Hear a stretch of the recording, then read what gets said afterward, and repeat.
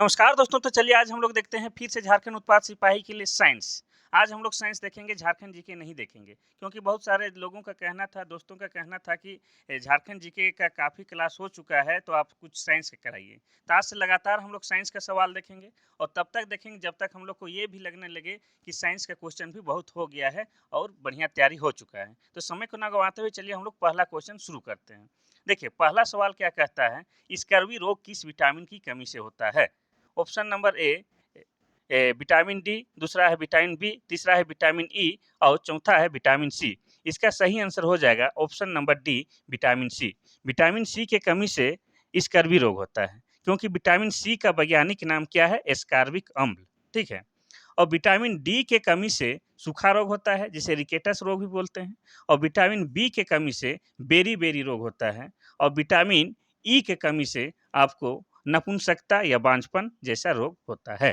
चलिए question number 2 देखते हैं। क्वेश्चन नंबर 2 कहता है कि पित्त किसके द्वारा स्रावित होता है? पहला है पित्ताशय, दूसरा है यकृत, तीसरा है पित्त नलिका, चौथा है अग्नाशय। यहाँ बहुत लोगों को लग रहा होगा कि ऑप्शन नंबर ए पित्ताशय सही होगा, लेकिन वो गलत हो जाएगा। इसका सही आंसर है ऑप्शन नंबर बी, यकृत। यकृत से पित्त का स्राव होता है। ठीक है। और बात किया जाए कि पित्त जमा कहाँ होता है, तो ये होता है आपका पित्ताशय। ठीक है। चलिए नेक्स्ट क्वेश्चन हम लोग देखते हैं, क्वेश्चन नंबर 3। क्वेश्चन नंबर 3 कहता है कि इनमें से किस पाचन अंग में अम्ल उपस्थित होता है? पहला है अमाशय, दूसरी है छोटी आंत, तीसरा है कोलन, चौथा है यकृत। इसका सही आंसर हो जाएगा ऑप्शन नंबर ए, अमाशय। अमाशय में अम्ल जमा होता है। ठीक है। और ऑप्शन नंबर बी जो दिया है छोटी आंत, तो छोटी आंत में जो है सबसे ज़्यादा खाना यहीं पर पचता है, ये आपको याद रखना है। यकृत यही है, यकृत जिसे पित्त का स्रावित होता है। और यकृत उसी को कहते हैं जो आप लोग बोलचाल की भाषा में जिसको कलेजी बोलते हैं। ठीक है। चलिए नेक्स्ट क्वेश्चन हम लोग देखते हैं, क्वेश्चन नंबर 4। क्वेश्चन नंबर 4 कहता है कि नवजात शिशु की श्वसन दर क्या है? यानी कि 1 मिनट में एक नवजात शिशु कितनी बार साँस लेता है? पहला ऑप्शन है 32 32 बार प्रति मिनट, 26 बार प्रति मिनट, तीसरा है 18 बार प्रति मिनट, चौथा है 20 बार प्रति मिनट। इसका सही आंसर हो जाएगा ऑप्शन के अकॉर्डिंग ए, 32 बार प्रति मिनट। लेकिन ये आपका 30 से 60 बार भी हो सकता है नवजात शिशु का श्वसन दर। और एक वयस्क मनुष्य का अगर पूछा जाए श्वसन दर कितना है, तो हो जाएगा आपका 19 से 20 बार। यानी कि हम लोग 1 मिनट में 19 से 20 बार साँस लेते हैं। और जैसे-जैसे शिशु का जो आयु बढ़ता है, उसके साथ ही उसका श्वसन दर में कमी होता चला जाता है। चलिए नेक्स्ट क्वेश्चन हम लोग देखते हैं, क्वेश्चन नंबर 5। देखिए मोस्ट इम्पोर्टेंट वाला क्वेश्चन है, यही सब पूछेगा, इससे हार्ड नहीं पूछेगा। काहे कि आपका जो उत्पाद सिपाही है 10वीं लेवल का है, तो उसमें आप ज़्यादा हार्ड वाला पढ़िएगा वो बेकार हो जाएगा। चलिए, 5वां नंबर का सवाल कहता है कि सामान्य मनुष्य में कुल कितने गुणसूत्र होते हैं? पहला है 23, दूसरा है 46, तीसरा है 22 और चौथा है 48। इसका सही आंसर हो जाएगा ऑप्शन नंबर बी, 46। अगर जोड़ा में पूछता तो हो जाता आपका 23 जोड़ा, लेकिन यहाँ संख्या डायरेक्ट पूछा है तो 46 हो जाएगा। मनुष्य में कुल 46 गुणसूत्र पाए जाते हैं, जिसमें पुरुष का एक्स वाई होता है और महिला का एक्स एस होता है। ठीक है। और ये जो 23 जोड़ा होता है उसमें से ही 22 जोड़ा जो होता है क्या है, कायिक निर्माण करता है। और एक जोड़ा जो होता है वो लिंग निर्धारण करता है कि बच्चा लड़का होगा या लड़की होगा। ठीक है। चलिए नेक्स्ट क्वेश्चन हम लोग देखते हैं, क्वेश्चन नंबर 6। यही सब पूछेगा, ज़्यादा टफ पूछने वाला है नहीं, इसीलिए जो इम्पोर्टेंट है वही क्वेश्चन लेकर आए हैं। आप ध्यान से इसको देखिए। कौन सा तत्व सर्वाधिक मात्रा में हरी पत्तेदार सब्जियों में पाई जाती है? पहला ऑप्शन है फास्फोरस, दूसरा है जिंक, तीसरा है आयरन, चौथा है कैल्शियम। इसका सही आंसर हो जाएगा ऑप्शन नंबर सी, आयरन। देखिए, आयरन जो है हरेदार पत्ती सब्जी में तो मिलता ही है। इसके अलावा जो हरेदार जो पत्ती सब्जी है, उसमें आपको बहुत सारे विटामिन्स मिलता है और विटामिन्स के अलावा उसमें बहुत सारे खनिज तत्व भी पाए जाते हैं। इसीलिए आप मीट मछली अगर नहीं भी खा पाते हैं तो हरा सब्जी जोरदार खाना चाहिए। और हरा सब्जी से आपको विटामिन ई भी मिलता है, जो कि आपको नपुंसकता या बांझपन जैसे रोग से भी बचाता है। चलिए नेक्स्ट क्वेश्चन हम लोग देखते हैं, क्वेश्चन नंबर 7। क्वेश्चन नंबर 7 कहता है क्या है कि मानव रक्त के लाल रंग का क्या कारण है? पहला है कैल्शियम, दूसरा है हीमोग्लोबिन, तीसरा है इम्यूनोग्लोबिन और चौथा है क्लोरोफिल। इसका सही आंसर हो जाएगा ऑप्शन नंबर बी, हीमोग्लोबिन। तो मनुष्य का जो खून है वो लाल रंग का दिखाई देता है, क्यों? उसमें हीमोग्लोबिन उपस्थित रहता है। हीमोग्लोबिन की उपस्थिति के कारण मनुष्य का रंग खून का रंग लाल दिखाई देता है। और हीमोग्लोबिन का क्या काम है? पूरे शरीर में ऑक्सीजन को पहुंचाने का काम किसका है? हीमोग्लोबिन का है। और यहाँ ऑप्शन नंबर डी में देख रहे होंगे क्लोरोफिल। क्लोरोफिल तो क्लोरोफिल की उपस्थिति के कारण किसी भी पेड़ पौधे का पत्ता हरा रंग का दिखाई देता है और क्लोरोफिल की उपस्थिति में ही वह अपना भोजन बना पाते हैं। ठीक है, चलिए नेक्स्ट क्वेश्चन हम लोग देखते हैं, क्वेश्चन नंबर 8। क्वेश्चन नंबर 8 कहता है कि बीसीजी का टीका नवजात शिशु को कब दिया जाता है? पहला है जन्म के तुरंत बाद, दूसरा है 48 घंटे के बाद अंदर और तीसरा है 7 दिन के अंदर और चौथा है 6 महीने के अंदर। इसका सही आंसर हो जाएगा ऑप्शन नंबर बी, 48 घंटे के अंदर। जब बच्चा जन्म लेता है शिशु, उसके जन्म के 48 घंटे के अंदर उसको बीसीजी का टीका लगा दिया जाना चाहिए। बीसीजी तपेदिक के लिए दिया जाता है। तपेदिक, यक्ष्मा, टीबी जो रोग बोलते हैं, उससे बचाव के लिए बीसीजी का टीका लगाया जाता है। ये भी आपको याद रखना है। चलिए नेक्स्ट क्वेश्चन हम लोग देखते हैं, क्वेश्चन नंबर 9। क्वेश्चन नंबर 9 कहता है कि इनमें से किस विटामिन की कमी से बच्चों के हाथ पैरों की हड्डियां मुड़ जाती है? पहला है विटामिन ए, दूसरा है विटामिन बी, तीसरा है विटामिन डी, चौथा है विटामिन ई। इसका सही आंसर हो जाएगा option number C, vitamin D. Vitamin D के कमी से बच्चों के जो हाथ पैर की हड्डियां हैं मुड़ जाती हैं। इसी को सूखा रोग या तो रिकेटस भी बोलते हैं, रिकेटस। और आपको पता है कि विटामिन डी हम लोग को सूर्य की रोशनी से भरपूर मात्रा में प्राप्त होता है। और ऊपर जो है आपका यहाँ विटामिन ए की कमी से रतौंधी होता है, विटामिन बी की कमी से आपका बेरी-बेरी रोग होता है और विटामिन ई की कमी से आपको क्या होता है? नपुंसकता या बांझपन जैसा रोग हो सकता है। चलिए नेक्स्ट क्वेश्चन हम लोग देखते हैं, क्वेश्चन नंबर 10। क्वेश्चन नंबर 10 क्या कहता है देखते हैं। मनुष्य के लाल रक्त कोशिका की जीवन चक्र क्या है? यानी कि मनुष्य में का जो लाल रक्त कोशिका है उसका जीवन काल कितना है, वो पूछना चाह रहा है। पहला ऑप्शन है 120 दिन, दूसरा है 150 दिन और तीसरा है 180 दिन और चौथा है 190 दिन। इसका सही आंसर हो जाएगा ऑप्शन नंबर ए, 120 दिन। और लाल रक्त कोशिका हीमोग्लोबिन की उपस्थिति के कारण लाल दिखाई देता है। और हीमोग्लोबिन का क्या काम है? हीमोग्लोबिन का काम है पूरे शरीर में ऑक्सीजन को पहुंचाना। और यहाँ पर पूछ देता श्वेत रक्त कोशिका का जीवन काल कितना है, तो उसका हो जाता है 120 दिन। 120 दिन तो इसका है, यानी 120 घंटे, यानी 3 से 4 दिन, ठीक है। और उसका काम क्या है? हमारे शरीर को रोग प्रतिरोधक क्षमता से बचाना। और ये भी कभी कभी पूछ देता है कि मनुष्य का रक्त का निर्माण कहाँ होता है, तो हो जाता है आपका अस्थि मज्जा में। चलिए नेक्स्ट क्वेश्चन हम लोग देखते हैं, क्वेश्चन नंबर 11। क्वेश्चन नंबर 11 क्या कहता है कि वसा में घुलनशील विटामिन है, कौन सा है? विटामिन ए, दूसरा है विटामिन बी, तीसरा है विटामिन सी, चौथा है इनमें से सभी।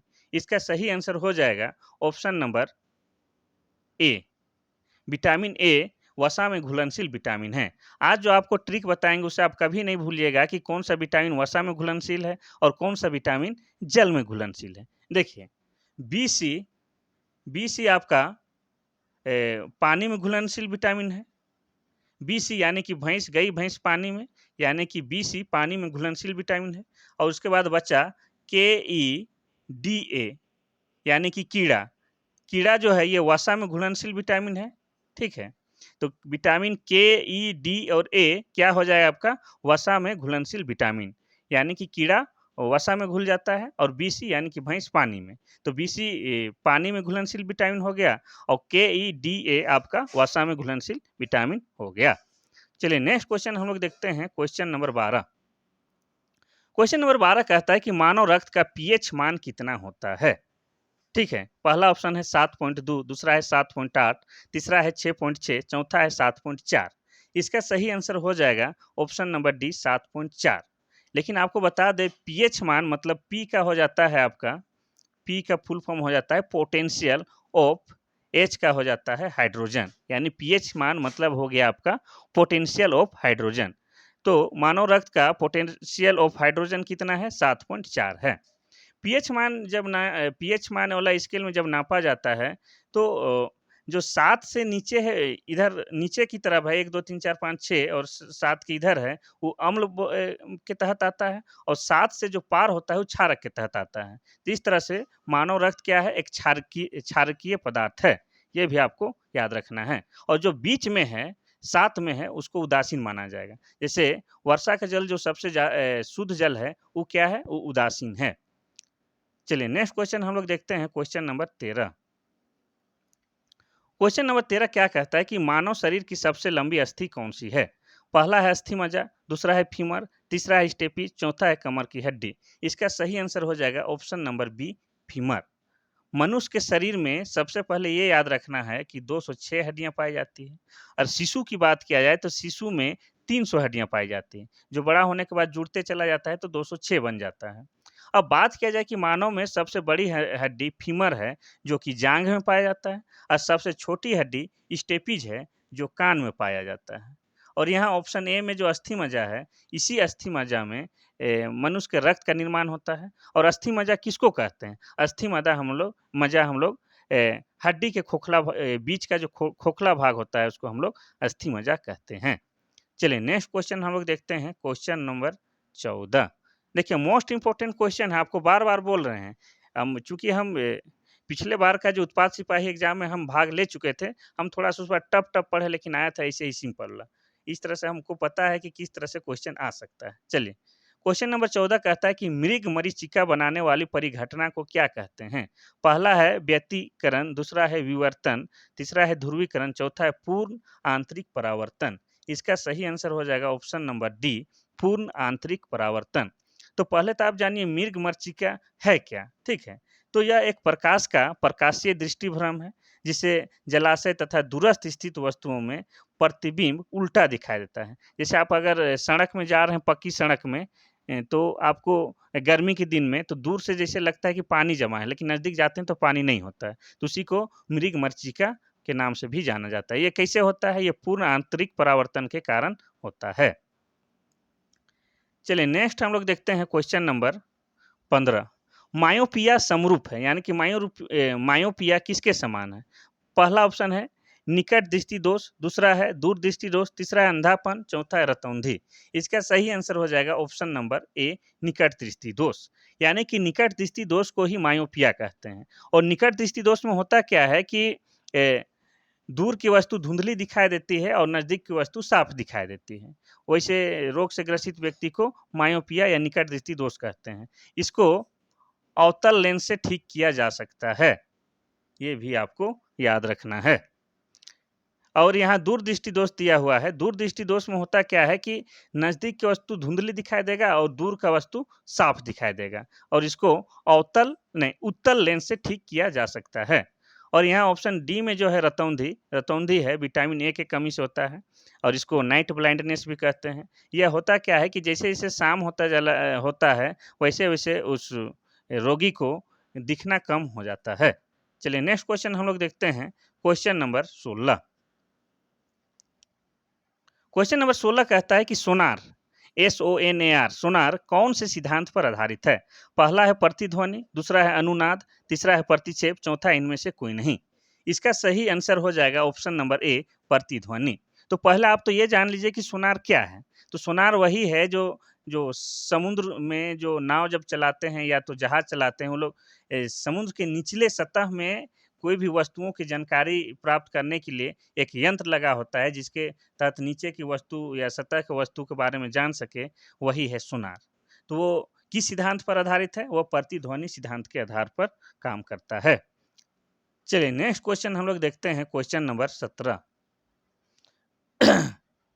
क्वेश्चन नंबर 17 कहता है कि जेट इंजन किस संरक्षण के नियम पर कार्य करता है? जेट इंजन आप जान रहे हैं। अब देखिए पहला ऑप्शन है उष्मा, दूसरा है दरमियान, तीसरा है रैखिक संवेग, चौथा है कोणीय संवेग। इसका सही आंसर हो जाएगा ऑप्शन नंबर सी, रैखिक संवेग। जेट इंजन रैखिक संवेग संरक्षण के नियम पर काम करता है। आप साइंस के स्टूडेंट होंगे तो अच्छी तरह से समझ रहे होंगे बात को। ये बिल्कुल ही इजी क्वेश्चन है, इससे ज़्यादा इजी क्या हो सकता है, और आपको इजी ही पढ़ना है। चलिए 18 नंबर का क्वेश्चन देखते हैं कि तेल की बूंदें जल पर फैल जाती है क्योंकि पहला ऑप्शन है तेल जल से हल्का होता है, दूसरा तेल की सेंता अधिक है, तीसरा तेल जल में मिश्रित नहीं होता है। चौथा, तेल का पृष्ठीय तनाव जल से कम है। आप देखते होंगे कि पानी के ऊपर अगर तेल फेंक देंगे तो पानी के ऊपर फैल जाता है, ऐसा क्यों होता है? इसका सही उत्तर हो जाएगा ऑप्शन नंबर डी, तेल का जो है पृष्ठीय तनाव जल से कम होता है। चलिए नेक्स्ट क्वेश्चन हम लोग देखते हैं, क्वेश्चन नंबर 19। क्वेश्चन नंबर 19 कहता है कि लिफ्ट में व्यक्ति का आभासी भार, भार लिखा गया है, भार होना चाहिए, यहाँ पर आकार लगेगा, भार उसके वास्तविक भार से कम होगा जब पहला ऑप्शन लिफ्ट त्वरण के साथ ऊपर जा रहा हो, दूसरा ऑप्शन एक समान गति से लिफ्ट नीचे जा रही है, तीसरा लिफ्ट एक समान गति से ऊपर जा रही है, चौथा त्वरण के साथ लिफ्ट नीचे जा रही है। आप लोग लिफ्ट में चढ़े होंगे, बड़े-बड़े जो बिल्डिंग हैं, ऊँचे-ऊँचे 5-10 तला, उसमें चढ़ने के लिए जो लिफ्ट बना होता है, उसमें आप चढ़िएगा तो उस समय का स्थिति बता रहा है कि लिफ्ट में व्यक्ति का आभासी भार उसके वास्तविक भार से कम होगा। यानी कि वहाँ चढ़िएगा तो लगेगा कि हम बिल्कुल हल्का हैं, वज़न बिल्कुल नहीं है। वैसा कब महसूस होगा? जब ऑप्शन नंबर डी सही हो जाएगा, जब त्वरण के साथ लिफ्ट नीचे जा रही होगी, तब व्यक्ति को लगेगा कि मेरा जो वज़न है वो बिल्कुल हल्का हो गया है। चलिए नेक्स्ट क्वेश्चन हम लोग देखते हैं, और I think this is last question everyone, question number 20। देखिए क्वेश्चन नंबर 20 क्या कहता है कि पीतल किसका बना होता है? यानी देखिए पीतल एक क्या है, मिश्र धातु है। वो किससे किससे मिलके बना है, कौन कौन धातु से? पहला ऑप्शन है तांबा और टीना, दूसरा है तांबा और जस्ता, तीसरा है टीन लिखल है, टीना और लेड, और चौथा है तांबा और लोहा। अब अभी जो इसको हम बताएँगे वो आज के बाद आप कभी नहीं भूलिएगा। इसका सही आंसर तो हो जाएगा ऑप्शन नंबर बी, तांबा और जस्ता। इसको हम कैसे याद किए हैं? पिताजी। देखिए, पीतल जो है आपका तांबा और जस्ता से मिलके बना हुआ है, यानी तांबा और जस्ता का मिश्रण है। तो ये था मेरे ख्याल से आज का आखिरी क्वेश्चन। कल से और लेके आएँगे। अभी कुछ दिन साइंस ही का क्वेश्चन करेंगे, 8-10 दिन कम से कम लगातार। चूँकि जब लगने लगेगा कि साइंस भी हो गया है तो फिर दूसरा सब्जेक्ट देखेंगे। हर हाल में हम लोग को इस बार उत्पाद सिपाही फ़तह करना है।